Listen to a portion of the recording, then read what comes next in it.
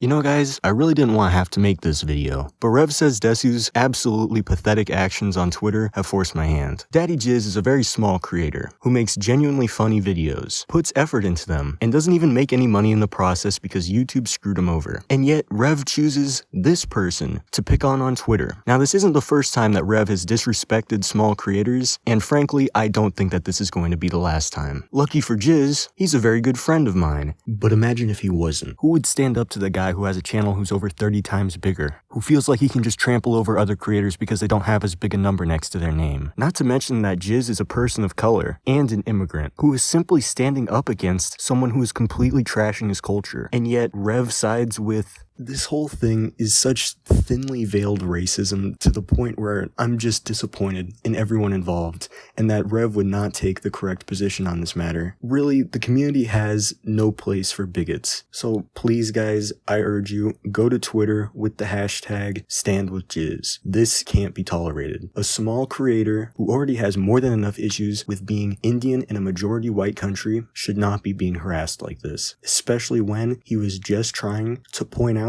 the obvious bigotism inside of this tweet. #StandWithJizz. But clearly, people of color should not have a strong voice in the community. Instead, they should be suppressed. And clearly, Rev had no problem doing so. But why does he feel this way? It's clear that he thinks he's superior, but is he actually? Well, Jizz is an extremely respected creator on the platform for making some of the funniest videos here. Now, Rev, on the other hand, let's talk about that. Rev Says Desu. He's existed in the anime space for years now at this point, and is often considered to be at the forefront of the next generation of weeb creators, featuring an edgier style as opposed to the almost corporate lack of edge of the previous generation. But God knows how he got that status, because he really should be known for having no real ideas of his own. In fact, his channel's likely the closest thing you'll ever find to a creative wasteland. Derivative. He only ever takes the popular topic of the time and barely changes it from the post he saw about it on Twitter before shitting it back out. He's essentially a repackager of others' hot takes while saving all the cold ones for himself to present to his brain-dead audience who couldn't handle it if he actually attempted to use his time to say anything at all that hadn't already been said. The closest he comes to making a completely original video topic are on his short-form memes, but even those are derivative. He never makes new memes. Rather, he just puts whatever the popular memes are of the time together in a mishmash of mediocrity to appeal to the widest demographic. Frankly, you will never find Rev as being a leader in anything. He will never be the one who starts a new trend or a new popular meme. It simply isn't possible for him to do so because he's too busy looking at Google trending pages instead of spending the time to present completely new ideas. In fact, I'm not even certain that he actually possesses the creative ability to do so in the first place. Reactionary. Basing almost your entire channel off of reaction content really just means that you aren't making anything at all, at least nothing of value. It's one thing to highlight the occasional hot take, news story, trendy meme, but it's another thing entirely to have nothing else to offer. For as much as Rev preaches that he'd love for SJWs to stop canceling anime, the reality is that he'd have no content if they did. Originality is an important part of distinguishing yourself on YouTube. There's no real point in making videos when you have no real style of your own, and instead just take the styles of other creators that are having success at the time. But Rev does not follow these basic principles of content making, such as in this video, which might as well have just been this other Leafy video. It doesn't even really count as parody or satire here. He basically just appropriated his style for no other reason than that it was popular at the time. Ever notice how he doesn't make videos like that anymore? That's cause Leafy's style of content making isn't popular anymore. Alright, but you know what? Maybe that was just a coincidence. So let's take a look at this other video. That might as well have been one of my videos. Now I'm sure that Rev defenders are gonna call this one a coincidence too, but let's be real. Satire anime theories, the genre which I invented just a few months prior to this video, was not also magically invented at the same time by a man who's known for his ability to use Google Trends above all else. Rather, he probably just read the graphs and saw that this video style was gaining massive traction at the time, decided to try it out, and then promptly proceeded to abandon it after he couldn't replicate the same success with it. Formulaic. Almost all of his videos these days start with this dumbass picture of Megumin, and all of his videos have had awfully cringy and clickbait thumbnails and titles for years. Good luck finding a specific video you were looking for when they all look so generically horny. Actually, who am I even kidding? His relentless trend chasing facing means that no one is going to try and watch old Rev videos just to be bombarded by the trends and shitty memes of yesteryear. In essence, he destroyed his legacy before it even began, but perhaps it's better off being forgotten. Conclusion: Rev is the perfect example of a non-channel. There is no personality here, no semblance of originality, and no way to even distinguish between his generic videos, which all culminates in Rev Says Desu's channel being one of the most hollow and identity-lacking experiences you can have in all of AniTube. In the end, he's far more similar to the boring and corporate titans of past AniTube than people would like to admit. Spend your time elsewhere, guys. This ain't it.